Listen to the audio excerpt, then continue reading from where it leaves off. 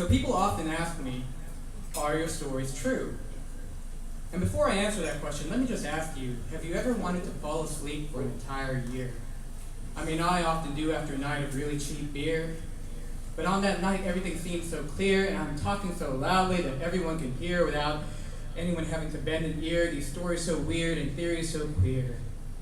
And next morning, I wake up, and I remember all of that stuff. And that is why I want to put my head down to my pillow and fall asleep for an entire year. All those stories that no one should ever have to hear, stories that I wish I could forget. But you put some Kentucky bourbon in me, and I loosen up like a valve on a cask of fine, vintage regret. And you know what goes well with regret? Scotch. Scotch stolen by a Jew who went by the name of Drew, who liked to make all of the stereotypes come true. He once joked about selling all of us into servitude for 2 cold beers. And yeah, I know my stories are weird, but they're about as real as making out with your best friend's ex behind the bar while he's inside the pub buying his shots. And you know what? She never did call me back. She told me she just forgot. Although I think I was something that she wanted to forget, but I mean, that's okay. We all have our one-night regrets. And I realized that my own memories, they are not the best. Most of them just keep rolling around in my head. I'm pretty sure I have mad cow disease because most of them are not even correct. But my memories are mine. And some of them even rhyme. And if you've made your way somehow into my life, then your story's in there somewhere, helping to make it through the night on days that are not quite right.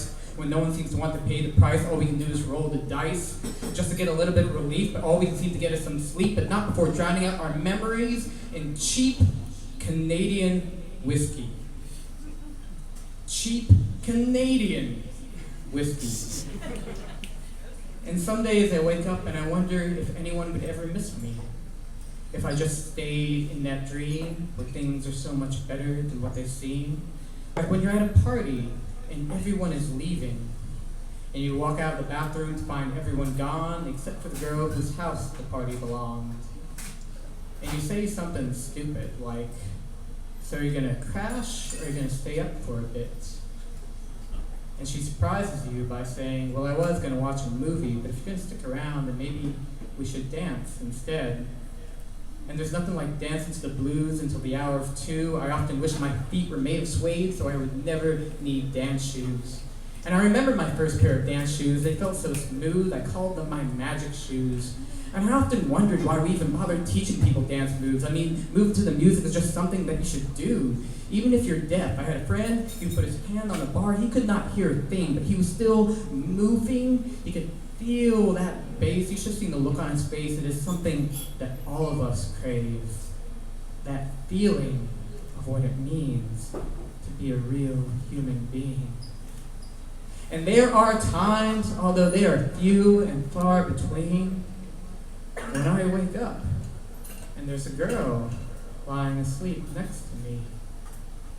And it's on those mornings that I wish I could put my arms around her without disturbing her sleep, put my head into her back, and fall asleep for an eternity.